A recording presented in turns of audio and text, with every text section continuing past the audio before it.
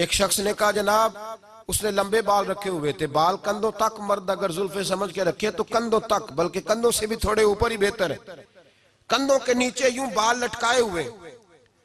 اعلیٰ حضرت رحمت اللہ تعالیٰ علیہ کی خدمت میں حاضر ہوا تو آپ نے فرمایا بال کٹواؤ، کندھوں تک جائز ہے۔ کہنے لگا میرے پیر نے بھی رکھے ہوئے۔ فاضل بریلوی نے ایک جملہ کہا، اور آج جتنے لوگ یہ جملہ یاد رکھ لیں اور سنائیں ان لوگوں کو جو بھانت بھانت کی بولیاں بولتے اور ہمارے کھاتے پڑھتے، کہا جی میرے پیر نے بھی رکھے۔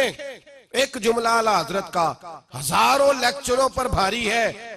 فرمانے لگے کیا کہا؟ تیرے پیر نے بھی رکھے؟ فرمایا شریعت نبی پاک کی چلے گی، تیرے پیر صاحب کی نہیں چلے گی۔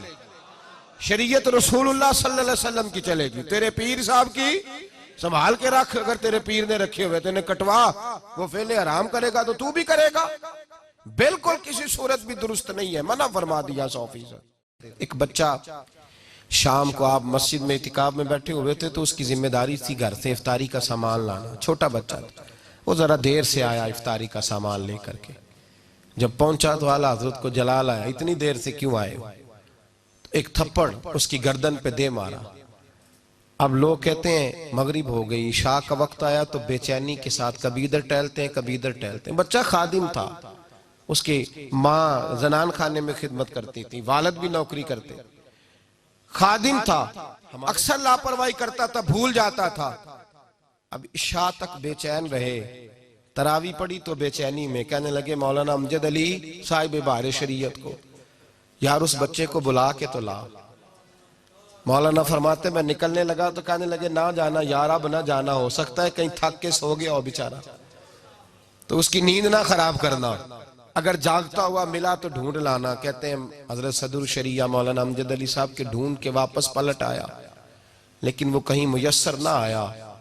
سحری تک ہم نے اعلیٰ حضرت کو بے چین دیکھا، کبھی یہاں بیٹھتے کبھی وہاں بیٹھتے۔ وہ بچہ کہیں سو گیا تھا، سویرے سحری کا سامان لے کے آیا، 1000 کتاب لکھی ہے، اور علی گڑھ یونیورسٹی کا سر ضیاء الدین دروازے پہ آ کے بیٹھا رہتا ہے، بہت بڑا ریاضی کا استاد ہے، دروازے پہ بیٹھا رہتا ہے۔ نواب آف رامپور چٹھیاں لکھتے ہیں ایک دیدار کرا دو، نواب آف حیدرآباد دکن منتیں کرتے ہیں کہ ان سے کو 2 گھڑیاں ملاقات کا ٹائم دے دو، لیکن ایک بچہ غریب، اس کے لیے فاضل بریلوی درجنوں لوگ کھڑے تھے۔ جب وہ بچہ کھانا لے کے آیا تو گھٹنوں کے بال زمین پر اتحیات کی عالم میں گویا بیٹھ گئے۔ کہنے لگے بیٹے احمد رضا سے غلطی ہو گئی، کل تجھے تھپڑ دے مارا، اللہ کی رضا کے لیے معاف نہیں کر دیتا؟ اعتکاف میں جتنے لوگ بیٹھے تھے دھاڑے مار کے رونے لگے، اور بیٹے معاف کر دے، چل غلطی ہو گئی، بھول گیا تھا، معافی دے دے۔ اللہ اکبر۔ کہتے ہیں حضور نہ کریں، آپ کیسی بات کر رہے ہیں؟ فرمایا بیٹے میں بوڑھا ہو گیا ہوں تو بس تجھے مار بیٹھا، مجھے معاف کر دے۔ اس نے کہا حضور جیسے آپ کہتے ہیں میں راضی ہوں۔ فرمایا یار نابالغ تو اپنی مرضی سے معاف بھی نہیں کر سکتا، نابالغ تو معاف، چل تو اس طرح کر مجھ سے بدلہ لے لے۔